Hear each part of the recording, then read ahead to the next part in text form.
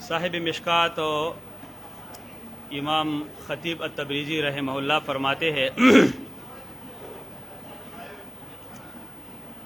کہ اس کتاب کے اندر ہم نے حتی المقدور یہ کوشش کیا ہے کہ اس کتاب کے اندر ہماری طرف سے کوئی کمی کوتاہی نہ رہے۔ اب ہم بھی بحیثیت انسان اگر کوئی کمی کوتاہی ہے اور کوئی ہمیں متنبہ کرتا ہے، اس کی طرف متوجہ کرتا ہے، ہم اس کے لیے دعا گو ہیں، اللہ اس پر رحم فرمائے۔ رحم اللہ من اذا وقف علی ذالک، اللہ تعالیٰ کی رحمت اس شخص پر ہو جو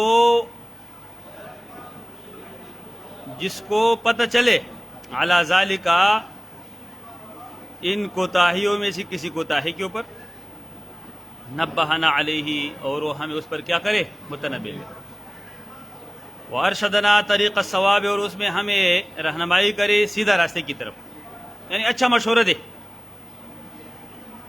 اور یہ تو بقید حیات ممکن ہے کہ جب وہ امام تبریزی زندہ حیات تھے تو اس وقت بندہ اسے کہہ دیتے، لیکن بعد الممات کیا ہے، خیر خواہ یہی ہے کہ کسی حاشیے کے اوپر لکھا جائے کہ یہ حدیث فلاں کتاب میں ہے، آپ کو نہیں ملی، ہمیں ملی۔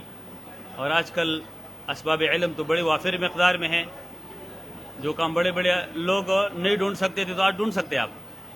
نیٹ کا دور ہے، یہ کیا ہے، مکتبہ شاملہ میں ہر کوئی حدیث کی کتاب موجود ہے، بڑی آسانی کے ساتھ آپ اس کو۔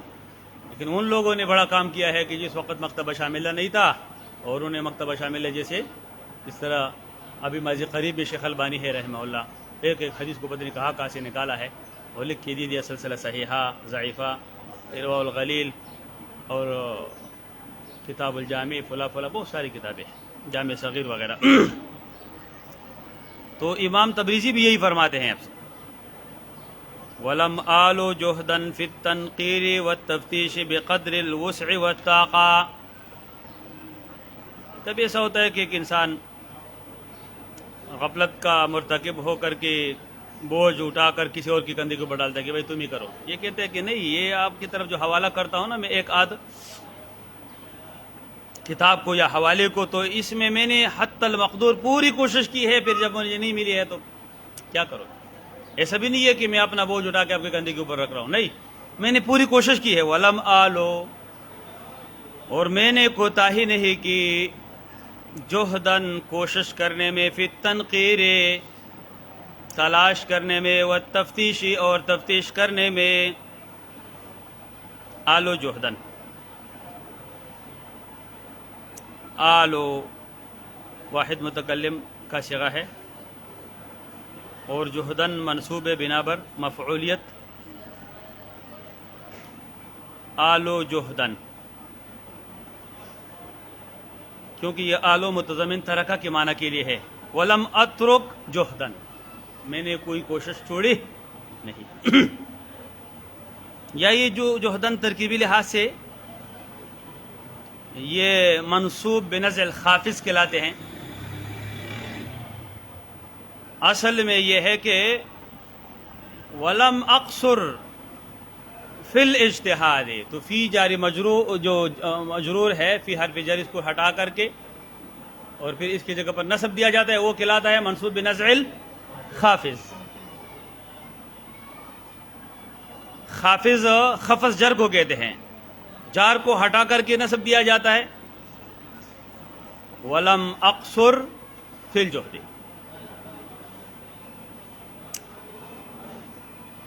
ولم آلو، اور میں نے کوئی کمی نہیں کی، جہدن کوشش کرنے میں۔ جہدن ایک تو بضم الجیم ہے جس طرح آپ کی کتاب میں ہے، یہ بمعنی اجتہاد کی کوشش کے ہیں، اور ایک جہدن ہے،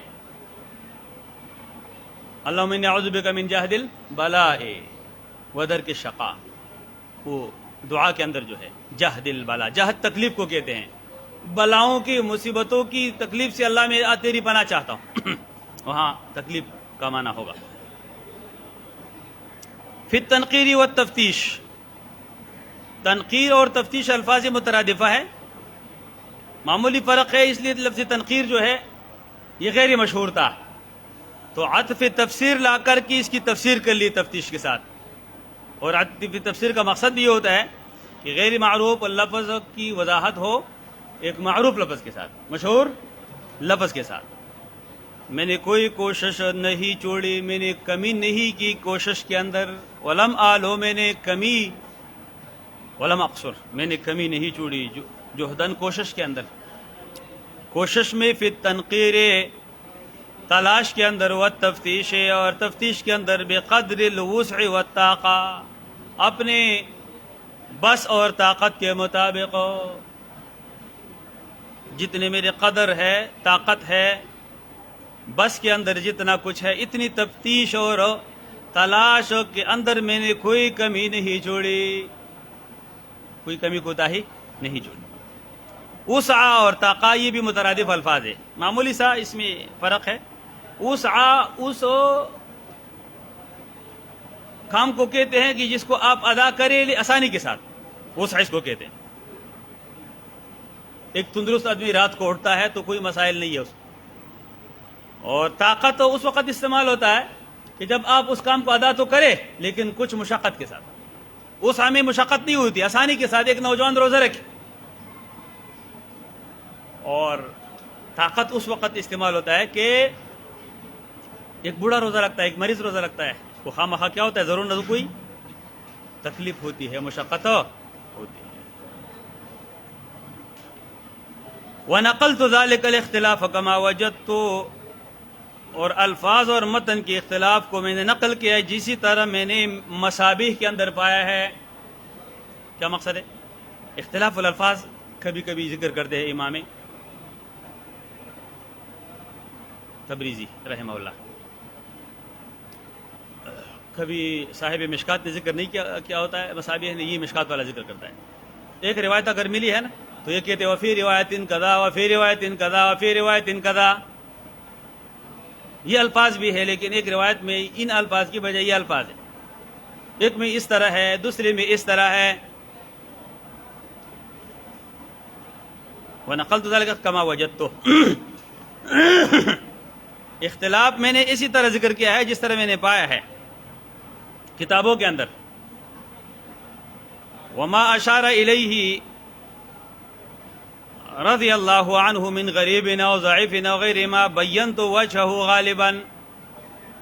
وما اشارہ، اور وہ احادیث جن کی طرف اشارہ کرتے ہیں، اشارہ کے اندر فاعل جو ہے یہ امام فرا بغوی کی طرف راجع ہے. اور جس حدیث کی طرف اشارہ کیا ہے فرا بغوی رحمہ اللہ نے، من غریب، یہ من بیان ہے ما کا، یعنی کوئی غریب حدیث ہو اس کی طرف حکم اس نے لگایا کہ غریب مصابیح کے اندر، یا ضعیف او غیرہما، یا کوئی اور منکر. ہاں، بینت وجہہ غالباً، اس کی وجہ غالباً میں نے بیان کر لیا ہے. امام فرا البغوی کبھی حدیث کے اوپر مصابیح السنہ کے اندر حکم لگاتا ہے کہ ھذا حدیث غریب یا ضعیف اور یا منکر، یا اس طرح کوئی اور حکم جو لگائیں گے تو اس کی وجہ پھر میں نے بیان کیا ہے کہ غرابت کی وجہ کیا ہے، نکارت کی کیا وجہ ہے، ضعف کی کیا وجہ ہے، تو وہ وجہ میں بیان کرتا ہوں. غالباً مانا اکثراً. وما لم یشر الیہ، اور وہ حدیث جس کی طرف اشارہ نہیں فرمایا ہو امام بغوی نے، مما ان حدیث میں سے فی الاصول، جو اصول حدیث کی اصول کے اندر موجود ہو، فقد قفیتہ، یقیناً میں نے پیروی کیا ہے اس کی، فی ترکی ہی، اس کے ترک میں. جہاں اس اشارت ترک کیا، حکم نہیں لگایا تو وہاں میں نے بھی نہیں لگایا. اور اکتفا کیا اصول اور مصادر پر، اس نے حوالہ دیا ہے، بس وہاں میں نے کیا کیا ہے، صرف حوالہ دیا ہے کہ رواہ ترمذی، رواہ ابو داؤد، نسائی. غرابت کی وجہ انہوں نے کوئی حکم نہیں لگایا، تو وہاں جو اصول کے اندر جو حکم ائمہ حدیث نے لگایا ہے اسی پر میں نے اکتفا کر لیا ہے. الا فی مواضع، مگر چند جگہوں کے اندر میں نے حکم لگایا ہے جہاں امام فرا البغوی نے حکم نہیں لگایا، میں نے لگایا. کیوں لگایا بھائی پھر آپ نے؟ لغرض، کسی علمی غرض اور نقطے کی وجہ سے، کسی غرض کی وجہ سے. مثال کے طور پر ایک حدیث ہوگی جس کو کسی نے ضعیف، کسی نے حسن قرار دیا ہے، کسی نے صحیح قرار دیا ہے، کسی نے منکر قرار دیا ہے، تو مجھے وہاں کہنا پڑتا ہے کہ اس حدیث کو تو کسی نے منکر، کسی نے ضعیف، لیکن یہ ہے حسن. میں نے بڑی تحقیق کی ہے. تو وہاں تاکہ وہ حدیث ضعف کے حکم سے نکلے اور حسن کے حکم کے اوپر آ جائے، تاکہ حدیث معمول بھی ہی رہے. سمجھ میں آ رہا ہے کہ نہیں؟ حدیث معمول بھی ہی رہے اور اس پر عمل رہے. تو جن مقامات پر اشارہ فرمایا ہے حکم کی طرف امام بغوی نے، میں نے اس حکم کی علت اور وجہ بیان کیا ہے، اور جہاں انہوں نے حکم نہیں لگایا تو میں نے بھی نہیں لگایا، خاموشی اختیار کی اور اکتفا کیا. صرف مصدر اصلی کا حوالہ دیتا ہوں میں کہ رواہ ابو داؤد، رواہ ترمذی، بس. اور پھر وہاں انہوں نے جو ائمہ حدیث نے حکم لگائے ہیں تو وہ حکم اپنی جگہ پر ہے، اپنی اپنی کتابوں میں. لیکن یہاں میں کوئی حکم نہیں. کبھی کبھی ان کی خاموشی کے باوجود میں حکم لگاتا ہوں. کیوں؟ اس میں کوئی علمی نقطہ ہوگا، کوئی علمی غرض ہوگی. الا فی مواضع، مگر کچھ مقامات کے اندر میں حکم لگا چکا ہوں لغرض من الاغراض، کوئی علمی غرض مراد، کوئی وجہ، کوئی نقطہ. وربما تجد مواضع، اور بسا اوقات آپ پائیں گے کچھ مقامات محمل، خالی چھوڑے ہوئے، جہاں پر کوئی مصدر نہیں نکالا گیا کہ یہ حدیث کس کتاب میں ہے، یا وہاں کوئی حکم نہیں لگایا گیا. محمل کی تشریح آگے ہے. وذالک حیث، اور یہ مقامات جو ہے، یہ جگہ جو ہے، حیث یہ اس جگہ پر ہے، یہ محمل چھوڑنا اس جگہ پر ہے. لم اطلع علی راویہ، کہ مجھے علم نہیں ملا ہوگا علی راویہ، اس کو نکالنے والے امام کی. حدیث ہے متن مصابیح میں، لیکن میں نے اس جگہ کو محمل اور بیاض کے ساتھ چھوڑا ہے، سفید خالی، کیونکہ مجھے پتہ نہیں چلا ہے کہ یہ حدیث کی تخریج کون کیا کر چکے ہیں، اس کو کس نے نکالا ہے. راوی ہی، کبھی کہتے ہیں اعلیٰ تخریج ہی، اعلیٰ اخراج ہی، تو اور اخراج جس طرح آپ کہتے ہو کہ اخرجہ البخاری، اور تخریج اور اسی طرح سے خرجہ اور روا، یہ عموماً ان احادیث کے حوالے سے یہ الفاظ آپ کو مل رہے کہ جو باسند کسی نے ذکر کیے ہیں. ایسا نہیں کہہ سکتے کہ رواہ مشکات،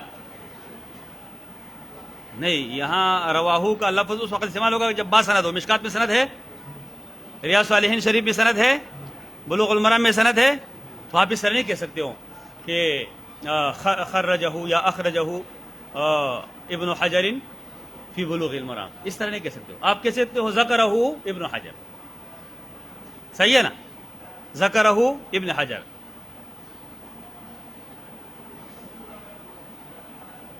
جہاں تخریج، اخراج اور خرج اور روا کے الفاظ ہوں گے تو یہ اس کتاب کے حوالے سے ہوں گے کہ جہاں سند باسند ہوگی حدیث سند کے ساتھ. فترکت البیاض، تو اس مقام پر جب مجھے مخرج کا پتہ نہیں ہے کہ کس نے اس کو نکالا ہے، روایت کیا ہے، تو پھر فترکت البیاض، میں اس جگہ پر جگہ سفید چھوڑ لیتا ہوں، خالی چھوڑ لیتا ہوں، محمل چھوڑ لیتا ہوں. وہاں کوئی لفظ نہیں ہے کہ رواہ البخاری یا مسلم یا فلان یا فلان. یہ حکم نہیں، یہ تخریج نہیں، تخریج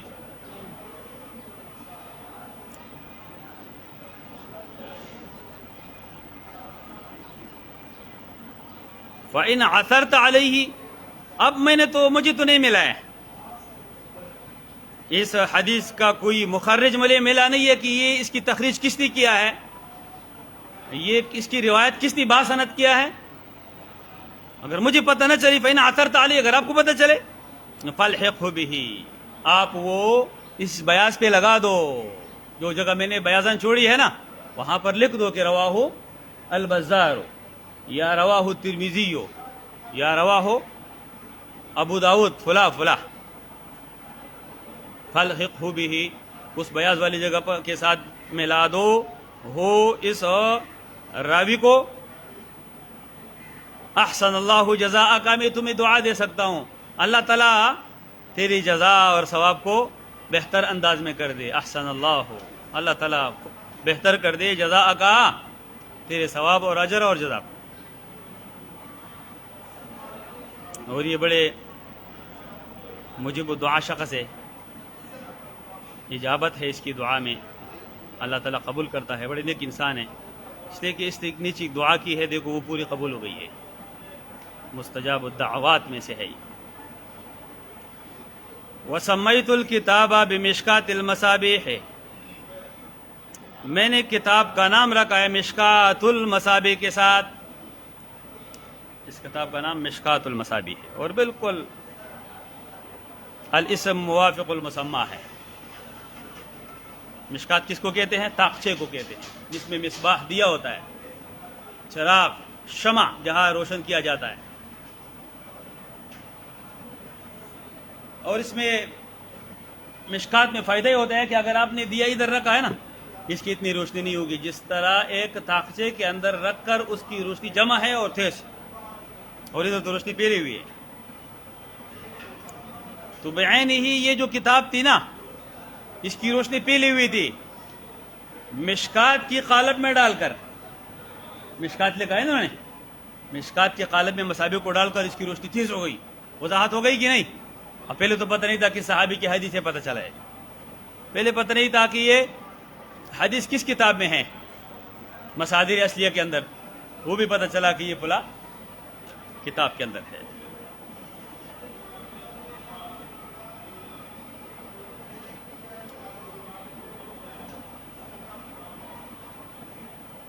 وَسَمَّيْتُ الْكِتَابَ بِمِشْكَاتِ الْمَصَابِيحِ وَأَسْأَلُ اللَّهَ التَّوْفِيقَ، اور میں اللہ سبحانہ و تعالیٰ سے سوال کرتا ہوں توفیق کا، کہ اللہ مجھے توفیق دے.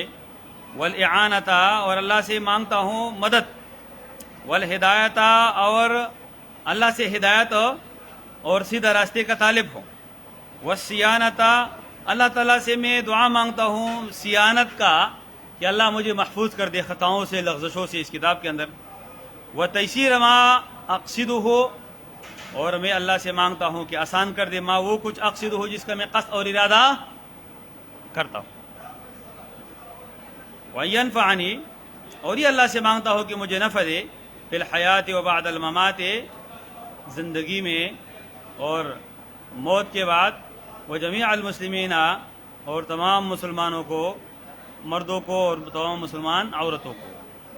حسبی اللہ ونعم الوکیل، اللہ تعالیٰ میرے لیے کافی ہے اور بہت اچھا کارساز ہے. نعم الوکیل، بہت اچھا کارساز ہے.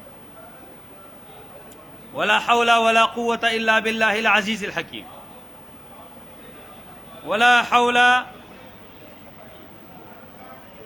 عن المعصیة ولا قوة بالطاعة لأحد الا باللہ العزیز الحکیم. لا حول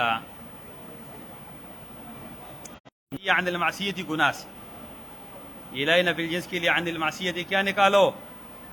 خبر نکالو. ولا قوت بالطاعت، نہیں ہے کسی کے پاس کوئی طاعت اور نیکی کی قوت ہو، لأحد کسی ایک کے لیے، الا باللہ مگر اللہ تعالیٰ کے ساتھ کہ جو غالب اور حکمتوں والا ہے. اس دعا کا اختتام جو خاتمہ ہے عزیز اور حکیم کے ساتھ، یہ تو مسلم شریف کے اندر موجود ہے، العزیز الحکیم کے ساتھ. تو ملا علی قاری رحمہ اللہ شرح مرقات جو ہے مشکات کی شرح میں لکھتے ہیں یہ عزیز الحکیم الفاظ ثابت ہے اور اس کے علاوہ کوئی لفظ ثابت نہیں ہے. جس طرح لوگ کہتے ہیں کہ لا حول ولا قوت الا باللہ العلی العظیم، کہتے ہیں کہ یہ الفاظ ثابت ہو، لیکن اس میں صاحب مرقات تساہل فرما رہے ہیں. صحیح یہ ہے کہ یہ الفاظ بھی موجود ہے العلی العظیم کے ساتھ، ابن ماجہ میں ہے اور امام حیثمی نے اس کو نقل کیا ہے تو وہ بھی ثابت ہے، اگرچہ یہ دعا زیادہ الفاظ راجح ہیں کیونکہ صحیح مسلم کے الفاظ ہیں، وہ بھی ہے۔ تو حسن خاتمے کی دعا کی اور بہترین انداز میں اپنے عاجزی کا ذکر کیا، مسلمانوں کو بھی دعا دی، جو اعانت کرے مدد کرے اس کے اس عظیم مقصد میں تو اس کو بھی دعا دی اور اپنے تصرفات کا ذکر کیا کہ مشکات شریف کے والے نے مصابیح کے اندر کتنے تقریباً 10 تصرفات اس نے کیے ہیں۔ ٹوٹل تصرفات کتنے ہیں؟ 10 تصرفات کے ہیں۔ ایک تصرف جو یہ ہے کہ غریب اور ضعیف کی وجہ میں بیان کر رہا ہوں۔ غریب جو ہے اس حدیث کو کہتے ہیں کہ جس کے سند کے کسی بھی طبقے میں ایک راوی ہو، یہ غریب کہلاتا ہے۔ پھر غریب کی 2 قسمیں ہیں، آپ نے مصطلح میں پڑھا ہے، غریب مطلق اور غریبی نسبی۔ غریبی مطلق اس حدیث کو کہتے ہیں کہ غرابت اصل سند میں ہو۔ غرابت کس جگہ پر ہو؟ سند کے شروع میں، جس طرح صحابی تفرد کرے اس حدیث کے ساتھ، یا صحابی سے کوئی ایک راوی تفرد کرے، جس کی مثال علماء نے لکھی ہے، جس طرح امام مالک نقل کر رہے عن الزہری عن انس بن مالک ان النبی علیہ السلام دخل مکہ وعلی رأسہ المغفر۔ رسول اللہ علیہ السلام جب فتح مکہ کے دن مکہ داخل ہوئے تو اس کے سر مبارک کے اوپر خود کی ٹوپی ہے، فوجی ٹوپی ہے لوہے کی۔ تو یہ روایت غریبی مطلق ہے، اس میں غرابت ہے، کیونکہ یہ روایت زہری سے صرف مالک نے نقل کیا ہے رحمہ اللہ۔ امام زہری سے کس نقل کیا ہے؟ صرف امام مالک نقل کیا ہے۔ بھائی امام زہری سے تو بہت سارے لوگوں نے نقل کیا ہے، تو کہتے غرابت اس معنی کے ساتھ ہے کہ زہری سے اگر صحیح کوئی راوی ہے تو امام مالک ہے، دوسری جتنی بھی روایتیں ضعیف ہے۔ وہ فرد نسبی اس کو کہتے ہیں کہ سند کے اثناء میں غرابت ہو، ما تکون الغرابت فی اثناء الاسناد، سند کی اصل میں شروع میں تفرد نہ ہو، غرابت نہ ہو، بلکہ غرابت اور تفرد سند کے بیچ میں ہو، اثناء سند کے اندر ہو، اثناء سند کے اندر ہو۔ تو غریبی مطلق وہ ہے کہ غرابت فی اصلی سند ہو، اور غریب نسبی وہ ہے کہ غرابت اور تفرد فی اثناء سند ہو۔ اثناء سند کون سا جگہ ہے؟ کہ صدر سند سے آگے ہو، جس طرح صحابی ہے یا صحابی سے جس نے روایت کیا اس سے بیچ میں ہو، پھر آخر کی طرف ہو، اول کی طرف نہ ہو۔ ضعیف حدیث کو اس کو کہتے ہیں کہ ما لم یجتمع فیہ شروط الصحیح او الحسن من غریب او ضعیف۔ تو ضعیف حدیث وہ ہے کہ جس میں نہ حسن کے شرائط پورے ہو اور نہ صحیح کی روایت پورے ہو، اس میں نہ حسن کی شرائط ہے نہ صحیح کے ہیں، تو خود بخود پھر کیا ہے؟ ضعیف، پھر ضعیف۔ اور صحیح تو آپ جانتے ہو کہ ما رواہ وہ حدیث ہے جیسے روایت کرے العدل التام الضبط عن مثلہ الی منتہی من غیر شذوذ ولا علہ۔ اور صحیح اور حسن میں تھوڑا سا فرق ہے، بس ما رواہ العدل التام الضبط جہاں ہوگا تو یہ حدیث صحیح کی تعریف ہے، اور خفیف الضبط جہاں ہوگا تو یہ حسن کی تعریف ہے۔ ما رواہ العدل خفیف الضبط، خفیف الضبط عن مثلہ الی منتہی من غیر شذوذ ولا علۃ، یہ حدیث حسن ہے۔ اور حدیث صحیح اگر ہے تو تام مضبط کا لفظ لگاؤ، ما رواہ الصحیح ما رواہ العدل التام مضبط، جو عادل ہو اور تام مضبط ہو، اور عن مثل الی منتہی ہو، اپنے سے لے کر آخر تک سارے ایسے راوی ہو، تو پھر یہ کیا ہے؟ اس میں شذوذ اور علت بھی نہ ہو۔ ابتدائی 3 صفات سند کی ہے اور آخری 2 صفات متن کی ہے۔ سند 3 صفات سے خالی ہو، یعنی تام مضبط ہو، عادل ہو، غیر عادل نہ ہو، غیر تام مضبط نہ ہو، اور عن مثل الی منتہا، سند کے شروع سے لے کر صحابی کی بات سے آخر تک سب کے سب کیا ہوں؟ عادل اور تام و ضبط، اور شروع سے آخر تک یہ تین صفات جو تعریف میں ہے یہ متعلق ہے سند کے ساتھ. دو آخری صفات جو ہے من غیر شذوذ ولا علہ، اس کا تعلق متن کے ساتھ ہے. بھائی کبھی ایسا ہو سکتا ہے نا کہ بالکل سند جو ہے شروع سے عادل ہے آخر تک، شروع سے آخر تک سارے کے سارے تام و ضبط، سند بالکل درست ہے، لیکن وہاں حدیث میں کوئی علت اور شذوذیت ہے متن میں، تو پھر بھی یہ حدیث یہ نہیں ہے کہ صرف سند کو دیکھو بس بھائی یہ تو بالکل صحیح حدیث ہے. نہیں بھائی، ادھر متن کو بھی دیکھو، متن میں کوئی اور علت خفی تو نہیں ہے، متن میں کوئی شذوذ تو نہیں ہے. جس طرح صحیح مسلم کی حدیث ہے 70,000 افراد جو جنت میں داخل ہوں گے بغیر حساب کتاب کے، کون ہے؟ ہم الذین لا یرقون ولا یسترقون، یہ وہ لوگ ہیں کہ انہوں نے دم ہی نہ ڈالا ہو. رسول اللہ نے دم ڈالا ہے کہ نہیں ڈالا؟ صحابہ دم کرتے تھے کہ نہیں؟ یہ حدیث جو ہے لا یرقون والا، یہ حدیث شاذ ہے، کیونکہ دیگر صحاح جو ہے صحیح احادیث اس میں لا یرقون کی زیادت نہیں ہے. اس میں یہ ہے ہم الذین لا یوکون ولا یسترقون ولا یتطورون وعلی اللہ یا وعلی ربہم یتوکلون، وعلی ربہم اس میں لا یرقون کا لفظ نہیں ہے. یہ شاذ ہے، کیوں؟ وہ ثقات ہے وہ روایت، اور جو مسلم کی ہے یہ ثقہ ہے، ثقاحت ہے، ثقاحت نفی نہیں ہے. لیکن شاذ تو اسی کو کہتے ہیں نا کہ ثقہ ثقات سے خلاف کرے یا اوثق سے خلاف کرے. یہاں بہت سارے ثقات سے ایک ثقہ اختلاف رکھتا ہے تو مسلم کی حدیث شاذ ہے. یہ لفظ شاذ، مسلم کی حدیث نہیں، یہ لفظ شاذ ہے کیونکہ یہ دوسری راوی نقل نہیں فرما رہے، صرف وہ مسلم کی حدیث میں. تو میں نے ذکر کیا کہ صرف یہ نہیں دیکھو کہ بھائی راوی تو سارے جو ہے نا سفیان ثوری لوگ ہیں اور بس پھر حدیث کیا ہے صحیح نہیں. حدیث میں کبھی علت خفی، ایسی علت خفی ہوتی ہے کہ جس کا اطلاع صرف بڑے بڑے محدثین کو ہوتا ہے. بس علت خفی پوشیدہ علتیں اور شذوذ بھی نہ ہو. تو سمجھو یہ حدیث کیا ہے؟ 5 شروط کے ساتھ متصف حدیث، کہ اس میں 3 صفات ثبوتی ہے اور اس کا تعلق سند الحدیث کے ساتھ ہے. 2 صفات جو ہے سلبی ہے، من غیر شذوذ ولا علت، یہ سلبی ہے، یہ نہ ہو دو. یہ دونوں سلبیوں کا تعلق کس کے ساتھ ہے؟ متن کے ساتھ ہے. تو یہ ہے صحیح حدیث. اور اگر خف ضبط ہے تو پھر حدیث جو ہے یہ حسن لذاتی ہی ہے، اور ایک حسن لغیرہ ہی جو ہے وہ ایک دوسری قسم ہے.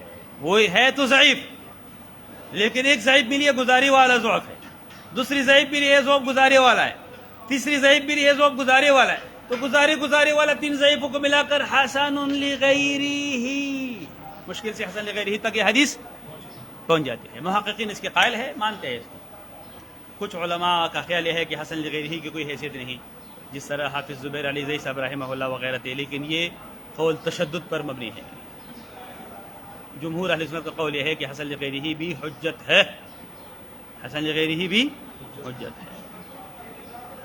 کچھ لوگ اسے صرف فضائل میں مانتے ہیں، مسائل میں نہیں مانتے. حسن لغیرہ مسائل میں نہیں چلے، لیکن صحیح یہ ہے کہ حسن لغیرہ مسائل میں بھی چلے گی. شیخ البانی وغیرہ کا یہ قول، ابن حزم ابن حجر، جمہور امت کا یہی قول ہے کہ حسن لغیرہ بھی حجتن، یہ بھی حجت ہے.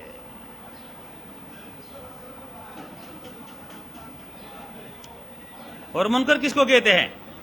بس منکر وہی ہے کہ جو شاذ کی آپ نے تعریف کی. شاذ کیا ہے؟ ما رواہ الثقۃ مخالفا لما رواہ ثقات یا اوثق. اور منکر میں تھوڑا سا بس تعریف پہ چینجنگ کرو، منکر بن جائے گا. ما رواہ الضعیف مخالفا لما رواہ الثقات. ضعیف اگر ثقہ کی مخالفت کرتا ہے، ضعیف اگر ثقات کی مخالفت کرتا ہے تو یہ منکر حدیث ہے. اس کی یہ حدیث کیا ہے؟ یہ منکر راوی ہے. جو ضعیف اور ثقات کی مخالفت کرتا ہے ضعیف اور ثقہ کی مخالفت کرتا ہے. یہ 3-4 وہ احکام الحدیث ہے جس کی طرف امام نووی، یہ بغوی اور اسی طریقے سے صاحب مشکات امام تبریزی رحمہ اللہ نے اشارہ فرمایا ہے. ولا حول ولا قوت الا باللہ عزیز الحکیم عن عمر بن الخطاب. مقدمہ پورا دہراؤ بھائی، اس کو یاد کرو صحیح معنی میں، اور پھر آگے انشاءاللہ کتاب شروع کریں گے.